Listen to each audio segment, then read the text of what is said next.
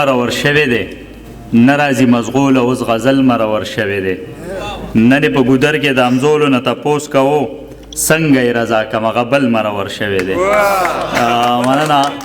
ډېره زیاته مننه کومه چې تاسو مونږ له دعوت راکړو دلته م راوغوښتو د دې ناستو ملګرو هم ډېره زیاته مننه چې تر دې د زمونږ سره ناست دي شعرونه به وایم د غزل نه مخکې یو دوه شعره چې زمونږ د کلي د پښتو رواج سبل شانتې دی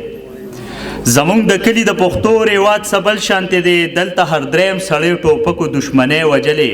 خلک صادرې اخلیزي په زیارتونه خورئ نعیم دلته یو غریب بیګا یخنۍ وجلې مننه غزل ویمه چې غمونه سم دلی دلی ګرځوي او دا څوک چې نښې د یارۍ ګرځوي غمونه سم دلی دلی ګرځوي دا څوک چې نښې د یارۍ ګرځوي او د پښتنو بچي به څنګه خشي د پښتنو بچي به څنګه خشي چې په کباړ پسې بوجۍ ګرځوي مننه او صیب د غریب پیژندل ګرانه نه ده صیب د غریب پیژندل ګرانه نه ده دواړه لاسونه به پولې ګرځوي او څوک د ځوانۍ په قدر نه پوهېږي څوک تصویرونه د ځوانۍ ګرځوي څوک د ځوانۍ په قدر نه پوهېږي څوک تصویرونه د ځوانۍ ګرځوي او د ملکڼ سپرلیه بیا تازه شوې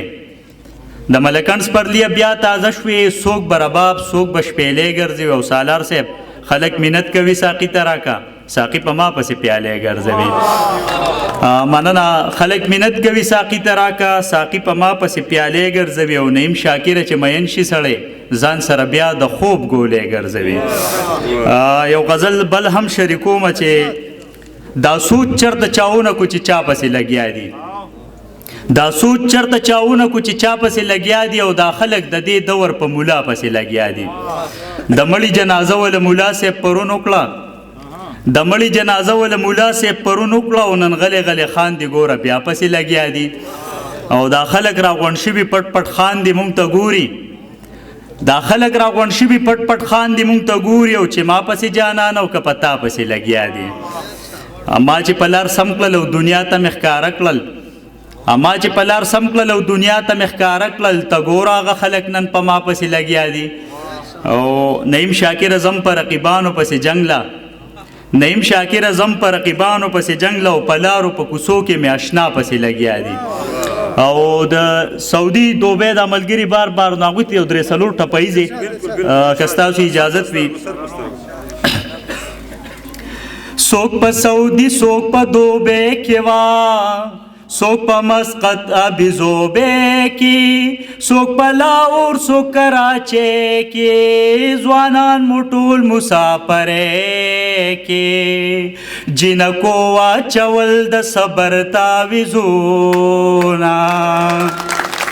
مننه زری زری د خار راشم وا ریچی ریچی د خار راشم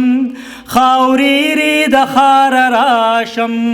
زرشم بیبی د خار راشم پکور کې نئی تصویران د ښکلوما مسافري مې ډېره وکړه وا سخت خواري مې ډېره وکړه ډریوري مې ډېره وکړه ورته ظالي مې ډېره وکړه کپیل ظالم راله چوټي نه راکوي نه دغه سړی د ښکلو پیر دی وا را سره جیب کې یې تصویر دی دا مې د خوب هغه تعبیر دی هر چاته خپل وطن کشمیر دی مونږ ته کشمیر دی د څښاکوټ دا خړخړ غرونه د پیر بابا ښکلي دربار دی وا خوا کې د پیر بې مزار دی سو کم خپل نصیب مې خوار دی رانه جدا د مینې یار دی سمسور سپرلی د سڼې تشې ګرځوما مې د باران په مونږ دواړو ورېدو جانا چې را سره و په دیدن نه مړېدو جانا چې را سره و په دیدن نه مړېدو ډېره مننه جی